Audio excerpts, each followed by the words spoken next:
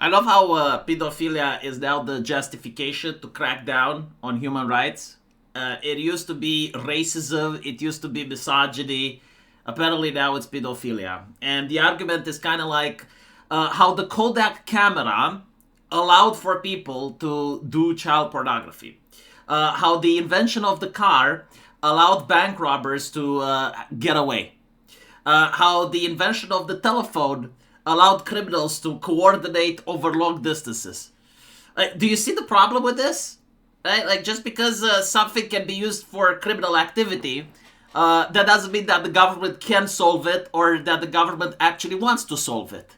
It just means that, well, the government is led by human beings, by politicians who care about keeping their seats.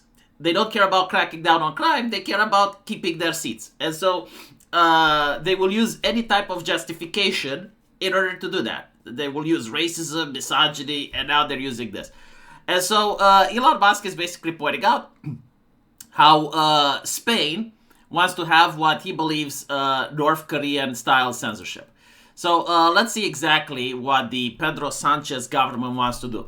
Now, again, this is tweeted by Elon Musk. I assume that this may be true because Elon Musk also runs X. So the same type of mail that the Telegram would have received is the same type of mail that Elon Musk would get.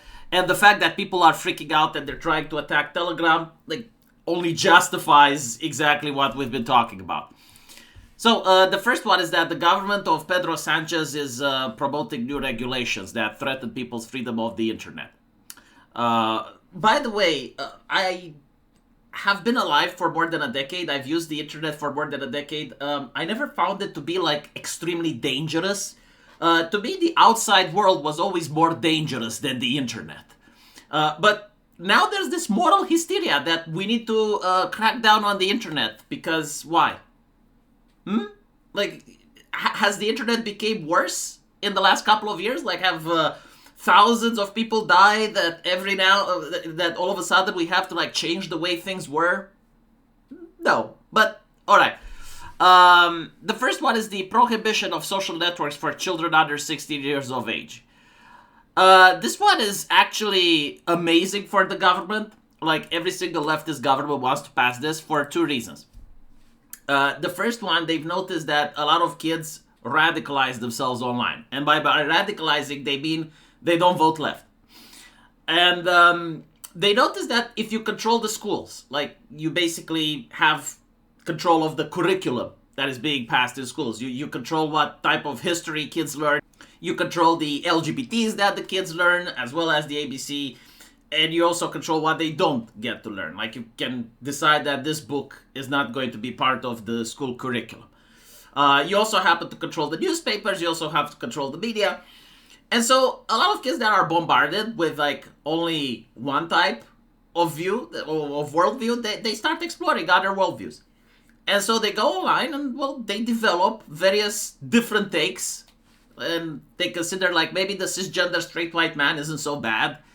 Maybe nationalism isn't actually the poison that they're trying to tell us. Maybe the LGBT ideology is a grift, right?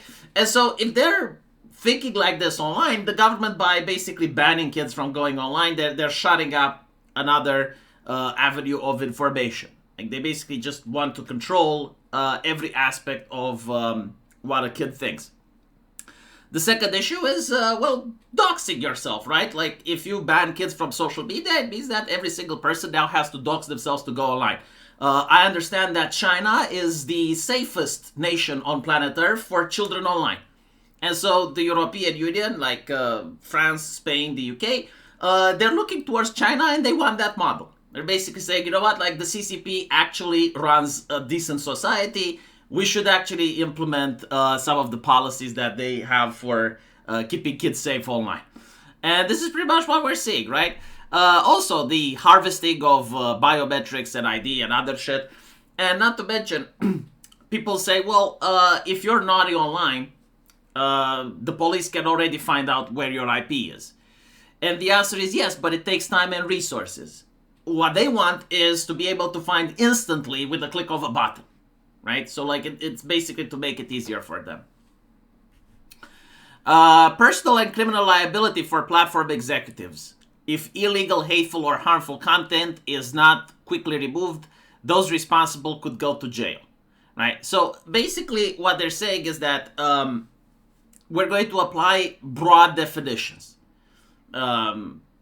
Illegal, hateful, or harmful. So that means, right, the way that it's written, and I'll tell you how a judge will interpret it, it means that it doesn't have to be all three. It can be just one of them. So if it's content that's harmful, but it's not illegal or hateful, that still counts. If it's content that's hateful, but it's not illegal or harmful, it still counts, right? So in other words, if it's content that, even though it's legal, as long as someone looks at it and claims it's hateful or claims it's harmful, you can still now go to jail. Like, they're basically criminalizing things that most of the public don't think should be criminalized, because if they did, then they would just pass legislation to ban them, right? So how do you operate in this system? Well, this is basically a corrupt system. You know that the government at any time can just crack down on you. And so what you want to do is you want to talk behind closed doors and do what Jack Dorsey did. Like, basically cooperate with the government whenever they're telling you, we want you to ban this politician, we want you to ban this journalist, we want you to go after this person, but don't make it seem like it's coming from us. Like, don't allow it to be seen like we're requesting this ban. Make it seem like it's a violation of terms of service. Okay? And by the way, this is why they're going after X as well. Like, if you look at some of the statistics coming out from the UK, you would see that Elon Musk's platform is the least out of all the other social media platforms to display Qassam. Even with the Grok, even with all of that, the number one was Instagram, the number two was Facebook. And notice how they don't go after those. And they don't go after those because those play ball. Like, Zuckerberg has always censored when the government's required censorship, right? Criminalization of algorithm amplification. Amplifying harmful content through algorithms becomes a crime. So, in other words, they now have to see the algorithms, right? And basically, before an election, they can say, yes, we would very much prefer if our political party gets amplified by the algorithm. If you don't, I mean, we have no legal recourse to go after you for this.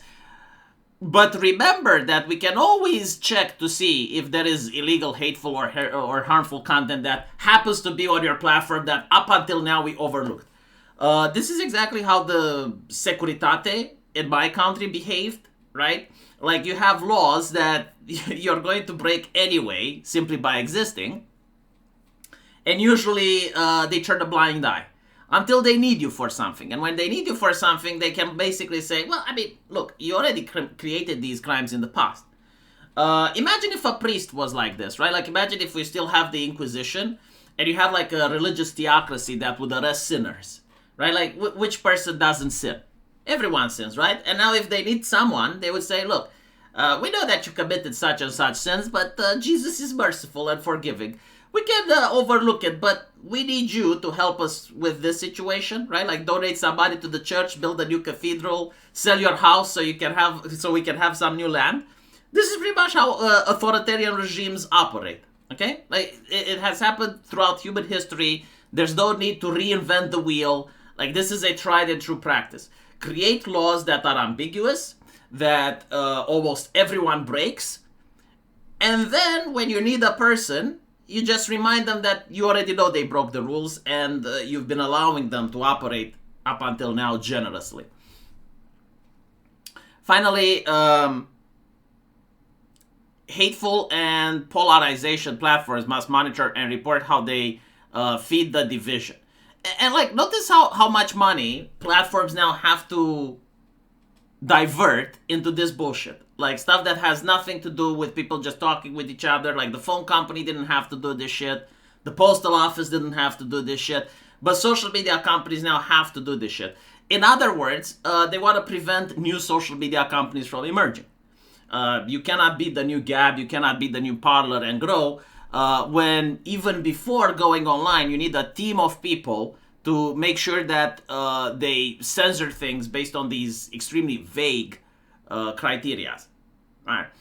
So I've noticed that France wants to do this, Spain wants to do this, the UK wants to do this, and the United States is calling them out, which is good, right? Like, if the European, right now, the European Union is in a situation where they want to use American infrastructure, but they want to control American infrastructure. And so, why don't you just ban it then, if it's so harmful? Well, the reason that they don't ban it is because it's integrated to the economy.